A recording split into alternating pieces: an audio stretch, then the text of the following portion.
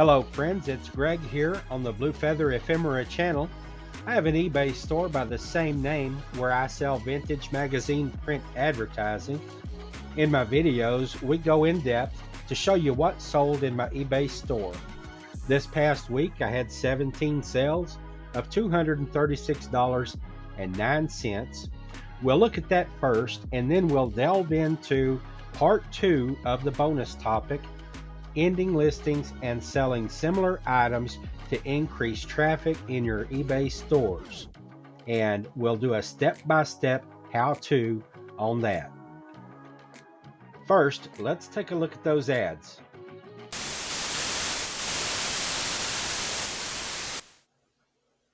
We're going to start here with a nice 1964 advertisement for an Admiral FM AM stereo phonograph. It says this is the Cumberland model. This appeared in Life magazine in 1964. You can see there the mid-century style louvered doors, wood grain cabinet. Down at the bottom it shows the components. It has the phonograph player. It also has the AM FM tuner with your master control center there, and also it shows a close-up of the speakers. $16.77 sent this to Wisconsin.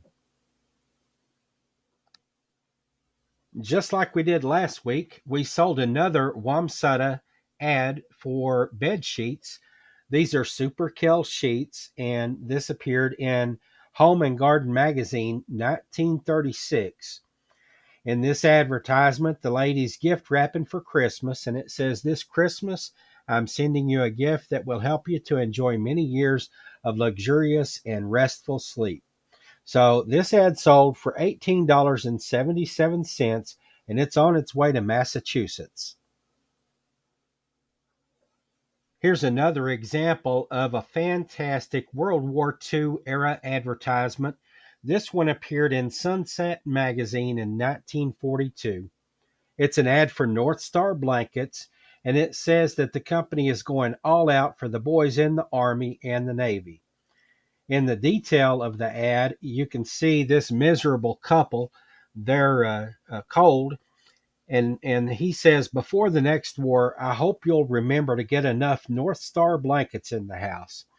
Looks like he's wearing a scarf and his hunting cap and mittens. He's got a hot water bottle, and he's also got a floor rug draped over his bed, and it looks like she's sleeping under a rug as well, all bundled up. Just a fun illustration there. This is one of those advertisements, like I talk about sometimes, where I chose not to use the entire ad for the first listing image. I chose to just use this interesting and fun illustration, but the rest of the ad has good information too. Like I said, it talks about how the company is geared up for the war effort and sending their blankets to the troops. But down at the bottom of the ad here, it says that if you already have some Northstar blankets, this is how you take the best care of them so that they're not worn out. It talks about washing in tepid water, don't scrub them or rub them. It says to souse them, how to rinse them, what kind of detergent, sun dry, keep them away from moths. All that kind of stuff is at the bottom of this ad. It's a fun ad. $12.77 sent this ad to Minnesota. Now, here's an advertisement where it'd be easy to get lost in the woods. It gets kind of technical with the product here. But from Fortune Magazine 1965, this is an ad for Torrington Bearings. It's a company out of Connecticut, but they had a plant in South Bend, Indiana as well. At the top, it says Steel by Oxygen Continuous Casting.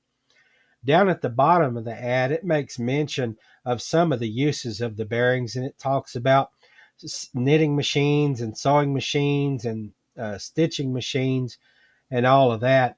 But these bearings were used universally in basically every type of industry and still are. Interesting ad. $16.77 sent this advertisement to Washington. As I process and sell advertisements, it's always fun to run across something a little bit different. This is not unique, but it is rare that you see a single page ad in the landscape perspective. If it's a full page ad, you can see partial page ads that are landscape, like the bottom half of a page. But this one right here is a whole page, so that you had to turn the magazine up sideways to see it in its correct perspective and to read it. This is an ad for General Motors that appeared in National Geographic in 1944. And in the detail of the ad there, it has the Song of the Liberators. Out of the west they have come, an army of flying men and a vast armada of planes bent on a mission of liberation. Conquered peoples have heard the drone of their engines and looked up in new hope. So there's some of the text to that. It shows the aircraft flying in formation there. And down near the bottom, it says Buick powers the Liberator. So they're making aircraft engines for the war effort. On the nose art of the plane, it says buy more war bonds. So $14.77 sent this beautiful ad to California. It seems that I have really good luck with bicycle advertisements. Here's another one. This is also a World War II era advertisement. And at the top, it says the number one post war plan of every boy and girl is to get a new Schwin built bicycle. So this is the Schwin Bicycle Company. And from 1944, it appeared in Collier's magazine. And it says that right now you can't get a Schwinn because all of their production is going into the war effort for the Army, Navy, and Air Corps. But they're already planning the new post war bicycle, and it's going to be a treat. I want to show you, this is a partial page ad. It's a little bit over 5 inches by almost 7. And $10.77 sent this to a buyer in California. I won't spend but a moment on this because it's identical to one I sold last week from a different edition of the Quartermaster Review 1953. This is an advertisement for the Southern Biscuit Company, and it shows here some of their products. The FFV stands for Famous Foods of Virginia. $12.77 sent this back to its hometown in Richmond. One of the things I really enjoy about making these videos is the engagement that we get in the comments. And there's been some discussion about a lot of the ads that I sell being less common, even sort of obscure. This is one of them right here. I took this from a magazine called Progressive Farmer. It ran in 1972. This is an advertisement for the Federal Crop Insurance Corporation. And in the text of the ad down here at the bottom, it says, which half of the crop is most important? At the top of the picture there, you see the harvest and what makes the money for the farmer. But down here, it talks about what's on the bottom: the taxes, the fertilizer, the labor, the fuel, and all the other costs. And basically, if you lose your profit from the harvest, the farmer might be okay. But if he loses his ability to pay for all of that stuff at the bottom, he's in trouble. He might be sunk. So anyway, real interesting here. Quick note on the size. The size of this ad was cut from a magazine. In the format, it was about 10.5 by 13. So although in ratio and in size it looks like a full page ad, it's really not. It's almost 8 inches by 11. $12.77 sent this to a buyer in Kentucky. Regarding this advertisement right here, I had a couple of options available to me. I could have skipped over it completely and just went on to the next one, or I could choose to let my inner hillbilly shine and try to pronounce some of these words here. So that's what you're stuck with. But this is an advertisement for Scientific Design Company out of Jersey City. And They built a factory in Marseille, in the city of Lavera, and the factory or the plant is called Naftakimi. So none of what I just said might be right, but what is right, I can guarantee. This ad came from Fortune magazine. It ran in 1954, and I sold it for $18.77 to a buyer in Connecticut. This might just be my favorite sell of the week because this is a really, really neat contraption here. It's a sunshine clothes dryer. It was made in Cedar Falls, Iowa. This ad appeared in House Beautiful magazine in 1937. And what I like about it is, of course, this is where you hang out your clothes to dry in the sunshine. But you can also see there that this woman on the right, she has taken that thing out of the ground. I guess it just sits in a little holder, and she's taking it up and she's going to pack it in out of the yard. So you can have your clothesline, but it don't have to own the yard. I really like that about it. It's a tiny, tiny ad. It's just 2.5 inches by about 2 inches. And it sold for $8.77 because somebody in its hometown wanted this advertisement back. Last week, I sold a full color, full page Palmolive advertisement. This week, I've sold another Palmolive ad. This one's a half page. So, two ads in 2 weeks. I think Madge would be proud. This one ran in Woman's Home Companion 1933. Just like the other ad, it showed olive oil in a test tube. This has it in a laboratory flask, but it shows the amount of oil that goes into each bar of Palmolive soap. Shows a pretty woman there. She's looking young and uh, looks like the soap's doing its job for her. Uh, $14.77 sent this to a repeat buyer in California. Here's a good example of something that I guess confounds both companies and advertising firms when it comes to getting their message across to potential buyers. This is a company called Peter's Diamond Shoes, but it's also Weatherbird Shoes, and it's also the International Shoe Company. And let's take a look at what they say down here. It says right here, Peter's branch of International Shoe Company, but it says look for the mark of Weatherbird or Peter's Diamond brand stamped in the shoe. So they've got one company, or maybe three companies, or at least two. Long story short, they're saying that you can't judge a book by its cover. Good looking shoes don't necessarily mean good quality shoes. And the Weatherbird brand and Peter's Diamond brand are the shoes that you need for growing boys or girls because they last. $14.77 sent this ad to California. From 1952, Life magazine comes this advertisement for boys' clothing. It's called Chips and Twigs Clothing. The fabric is North Cool, and the maker of this is a company called William Schwartz and Company. They're based in New York City. Here it shows some of the styles they have for boys, including a cute little shorts suit for that little man on the right. And here is a young man looking pretty spiffy. This ad sold for $10.77, and it's on its way to a buyer in Maryland.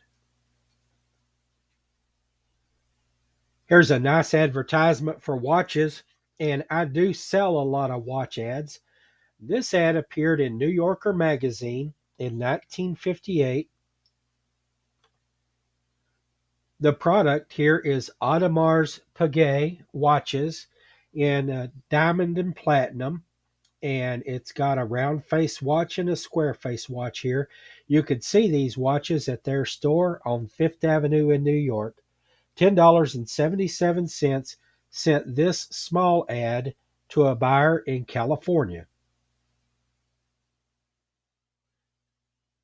From American Girl magazine, 1952, is this nice advertisement for a Girl Scout knife. It's the official pocket tool of the organization, and it's sold through the National Equipment Service.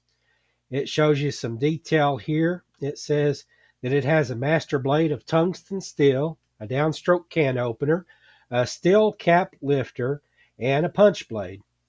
$10.77 sent this advertisement to California, and I've got to hand it to them. The Golden State buyers really stepped up for me this week. 6 of my 17 ads, more than 1/3, going to the West Coast. Here's an advertisement for a brand of tampons that I don't ever remember hearing about. It's a brand called Fibs, and it says that Fibs are quilted for comfort, quilted for safety. Just a plain, simple ad, black and white, quarter page, $10.77 sent this ad from Ladies Home Journal 1952 to a buyer in North Carolina. For the last print ad sale of the week, I'm going to show off this beauty here from Piper Aircraft Corporation. It ran in Fortune magazine in March of 1941. And on this ad, you can see here that there's just a whole field of these Piper Cub aircraft sitting on the field. And down in the text of the advertisement, it says that Piper is building more planes for our pilots so we can train more pilots for our planes. It says, thanks to their training fleet, America has the capacity to train hundreds of thousands of pilots. And if you look at some of the detail there, that Piper 3-place cruiser cost $1,995. Over on the right side, that Piper Cub trainer aircraft is less than $1,000 for that airplane. It's $995. This beautiful ad went to Florida for $21.77. All right, friends, there in all of their glory was the 17 print ads that I sold this week. I'll recap those here shortly.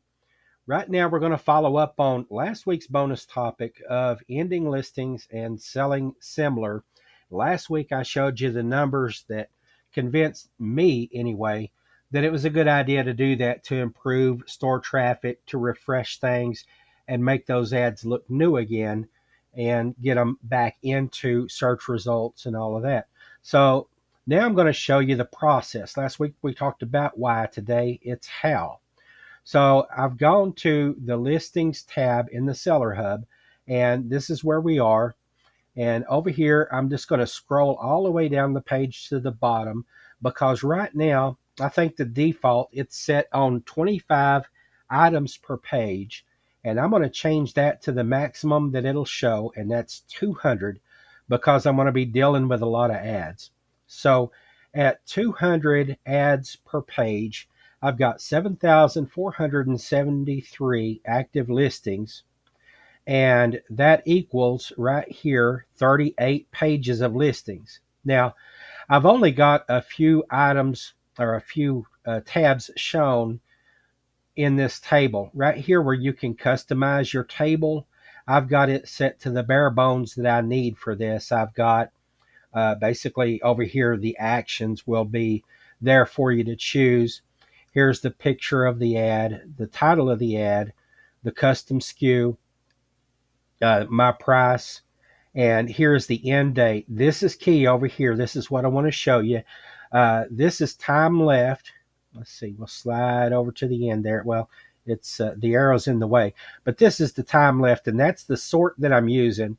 Now, my ads that end soonest will end in 15 hours and 55 minutes. If I click that, it's going to do reverse sort, and it's going to show you the ads that have renewed or been listed more recently. And the time left on my newest ads in the store are 29 days and 16 hours and 44 minutes, but that's not what I want. So I'm going to click it again and go back to ending soonest sort, time left. All right. So as you can see, this looks a lot different over on the right side. There's 200 ads here left for me to choose. All of them ending in about 15 or 16 hours. Now, let me go up one. All right. Now, this is the very first page of that. I don't want to use that because eBay will sometimes, I think all the time, send automated messages to people who have shown an interest in some of these ads. They'll get like a default or an automated canned message that says, you viewed this, you like this, it's in your watch list, and it's ending soon, get it now. And I think it sends that out within a day or two of those ads ending. So I don't want to basically override that, have it useless, that communication is already out to buyers, and that's a selling point for these ads that are ending pretty soon. So what I do here is I go to page 12, because that'll put ads ending out, 4, 5, 6 days out, something like that. And once you select page 12 of 38 and click go there, you can scroll down and see that these ads are actually ending in 11 days. That means that there's no recent eBay communication out to buyers and all of that. They've been up for a little while, and if buyers wanted them, they would have got them. There's no selling communication out there. So I've got those in view. Now what I'm going to do, let me slide back over here to where I can go to actions. When you click this actions button right here, it selects all 200 listings on the page, and I'm going to go ahead and take an action on those. Before I do, it's key here. This is the total number of listings that I have. You want to jot that down when you start working with these, because you don't want to lose track of listings as you take actions on them. So I've got 7,473 active listings, and now I'm going to take actions, and we're going to end those listings. I know that's a kind of a scary thing to do after you invested all of that time and effort into them, but it'll bring those up on the page. It'll say I've got 200 listings selected, and now I'm just going to click end listings right here. It's going to grind away for just a minute.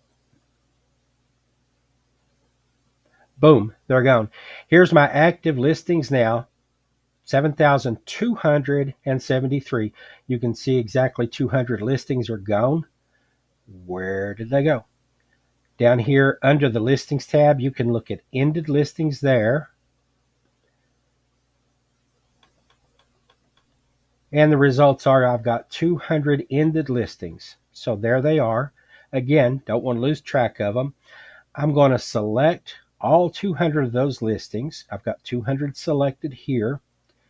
And all you do is click on Sell Similar.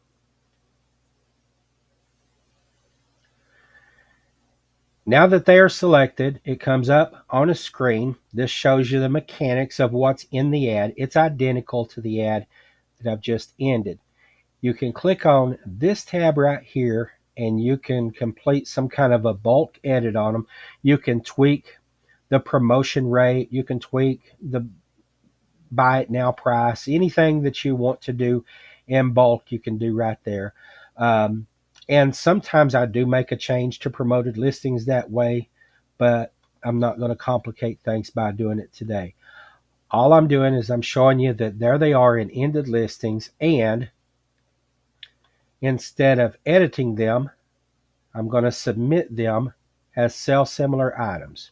This tab is lit up. It's ready to click. I'm going to submit all 200. It says, are you sure you want to submit them? Now, I'm at a store level where these insertion fees don't hit me, because I've got plenty of available listings to do. Now, if you get to this screen and it shows you that it's going to be $150 to insert these 200 ads or something like that, then you may want to check what your store level allows you to do. But there's no charge for this. I'm going to go ahead and submit them. I'm not going to do their little survey thing, so I'll just X out of that. Now, that's done. 200 listings have now been added back to my store. Oops. Let's go back here. And I'm still looking at ended listings here. I don't want to look at that anymore. I want to go up to active listings. I'm going to click on that and make sure that they're back in my 7,473 active listings. So 200 more have been added back to active listings now. And if I was going to do this again, which I will do, I do this 4 times and sell similar 800 ads twice a week based on the number of ads in my store. That way, after about 4 or 5 weeks, I've got fresh ads up in my store enough to roughly match the total number of ads that I have active. But I'm not going to do that again now for the sake of this demonstration.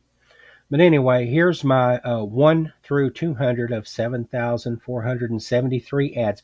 They're all live now. They're back in the active listings total. I've got one more little chore to do, and I'm going to go back to the listings tab, down to ended listings, and those 200 ads are still in there. I don't need them there now. I don't want them there. If they stay there, I may goof up and end up selling similar again. You know, sometimes eBay is good about giving you a little clue that you might be doing something silly that you don't want to do. But just to be on the safe side, I'm going to get those out of there so I don't accidentally end up with duplicate listings, because nothing is, well, I mean, there's worse things, but you don't want to sell something and it be gone from your store, but you have like a duplicate listing out there. Somebody buys it again, and lo and behold, you go looking for it and you don't have one. So I'm going to get rid of these actions, select all of these 200 ended listings, go to actions, and then delete them.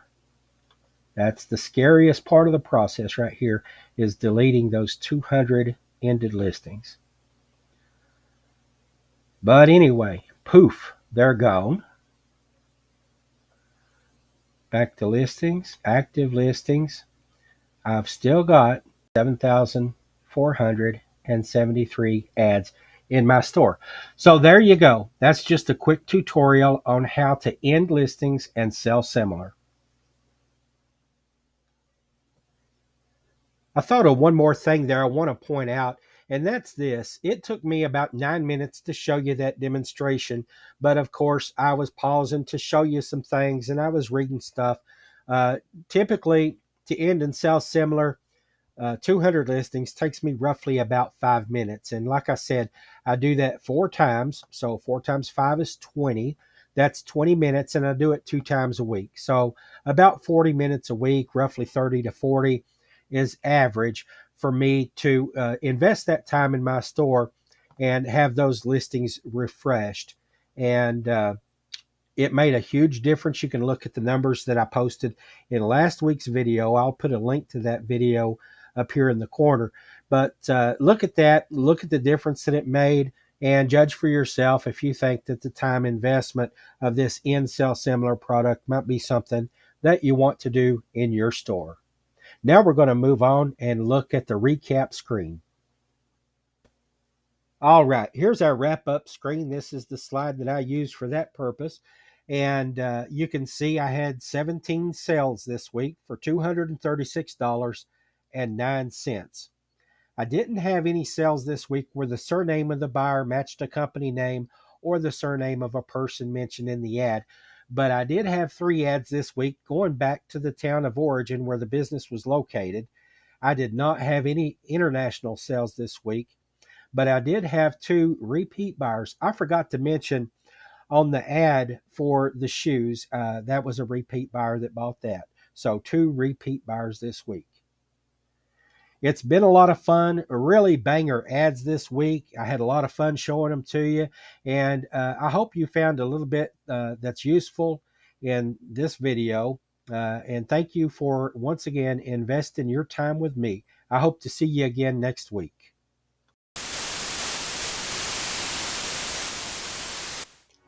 Hey, while you're here, I want to invite you to visit my eBay store, Blue Feather Ephemera. The link is down below in the description of this video. I always say that if a thing was made, sold, collected, celebrated, or built, you can bet it was also advertised. Classic vintage advertising makes great decor for your bar, restaurant, man cave, salon, garage, anywhere the right vibe is essential.